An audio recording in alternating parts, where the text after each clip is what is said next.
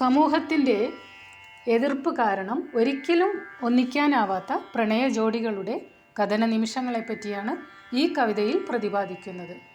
കവിത മാനിഷാദ, രചന V നെച്ചങ്കര, ആലാപനം ദീപിക മുള്ളോളി. അലിയാം സഖീ സ്വൽപ്പം ഭൂതകാലത്തിൽ വീണ്ടും പിരിയാനിനി വെറും നിമിഷം മാത്രം നിൽപ്പൂ. സന്ദേഹമെന്തേ സഖി അരയാലിതു തന്നെ നമ്മളെ ഒന്നാക്കിയ സാക്ഷിയാം പിതാമഹൻ. ഇവിടെ തുടങ്ങി നാം ഇവിടെ ചൊല്ലാം വിട എന്തിനും കരുത്തുറ്റ അരയാലല്ലേ നിൽപ്പൂ. അമ്പലപ്പറമ്പിലെ അരയാൽ തറയിങ്കൽ എത്ര നാൾ നിന്നെ കാത്ത് നിർനിമേഷനായി നിന്നു. കാന്തമായടുപ്പിച്ച ദൃശ്യമേതാണ് സഖി, അകറ്റാൻ സമൂഹത്തിൻ ദൃഢഹസ്തങ്ങൾ നിൽക്കേ.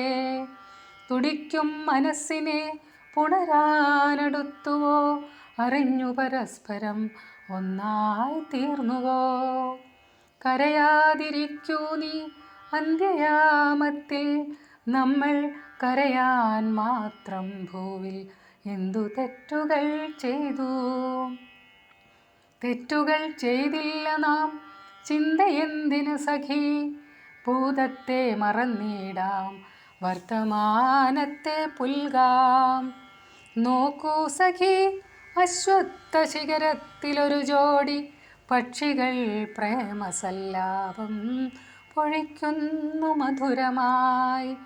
ആയിണപ്പക്ഷികൾക്കെന്തിനീ മാരുതൻ ചാഞ്ചല്യമേകുന്നു മന്ദമായെങ്കിലും. വേടനെങ്ങാനുമൊന്നീ വഴിയെത്തുകിൽ മാനിഷാദ പാടി ഋഷീശ്വരനെത്തുമോ.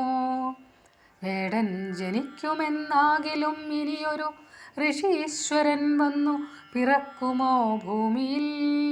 അഭിനവകാലത്തിൻ ചാണതൻ കല്ലേറ്റ് പൂവൻ പതിച്ച് പിടഞ്ഞു ധരണിയിൽ. പെൺപക്ഷി ദീനമായി തേങ്ങിക്കരയുന്നു, പെൺപക്ഷി ദീനമായി തേങ്ങിക്കരയുന്നു.